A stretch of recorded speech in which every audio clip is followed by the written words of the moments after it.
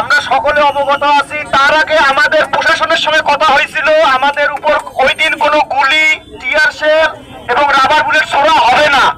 কিন্তু কিছুদিন দুই একদিন আগেই আমাদের কুড়িগ্রাম জেলার এমপি এবং উপজেলা চেয়ারম্যান পার্টি অফিসে বসা ছিল, ওনারা মার খাইছেন, আমরা সকলেই জানি।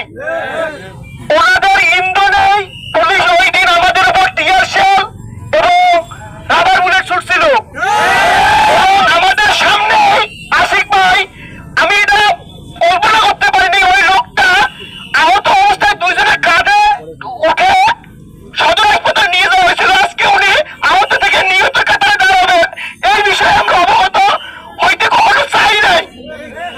এই যাদের ইন্ধনে ছাত্রলীগ এবং আওয়ামী লীগ এবং যুবলীগ এবং আমাদের তালতলার যত শিক্ষার্থী ছিল, আমরা যখন বের হয়েছিলাম সকালবেলা, সেদিন যুবলীগ এবং আওয়ামী লীগ আমাদের সকলকে করে বাধা প্রদান করেছিল এবং যার ইন্ধনের শিকার অনেকেই হয়েছে এবং অনেককেই আলটিমেটাম দেওয়া হয়েছিল। ম্যাচ মালিককে বলা হয়েছিল এটা সিট আউট করে দেওয়ার জন্য এবং 5ই আগস্ট সরকার পতনের আগ পর্যন্ত যুবলীগ ছাত্রলীগ প্রতিটা ম্যাচেই তাদের খোঁজ এবং যারা এই আন্দোলনের সাথে যুক্ত হয়েছে তাদের সিট বাতিলের জন্য এবং তাদের খোঁজার জন্য, মারার জন্য তারা একটা অভিযান চালিয়েছিল।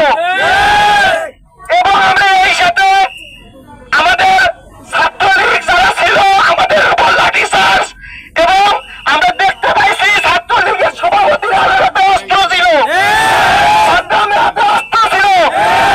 আমরা আমাদের ভাই আশিক ভাইকে হারাইছি, এমন যাতে আর কখনো না হয়। আমরা এই হত্যার বিচার চাই, আমরা ফাঁসির মঞ্চে দেখতে চাই।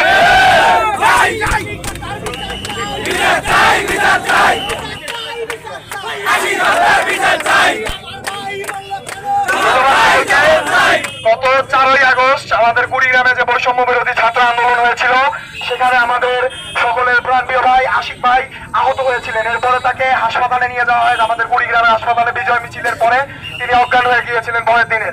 এরপরে তাকে ঢাকায় রেফার করা হয় এবং আজকে দুপুর বেলায় তিনি ঢাকায় চিকিৎসাধীন অবস্থায় মৃত্যুবরণ করেন। আমরা কুড়িগ্রামে কোন ধরনের এ সকল হত্যাকাণ্ডকে সাপোর্ট করি না এবং এর দ্রুত বিচার আমরা দাবি করছি।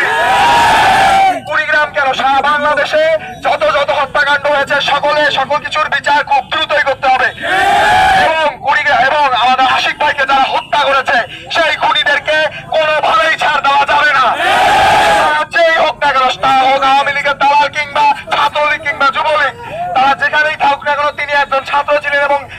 ছাত্রের রক্ত আমরা কখনো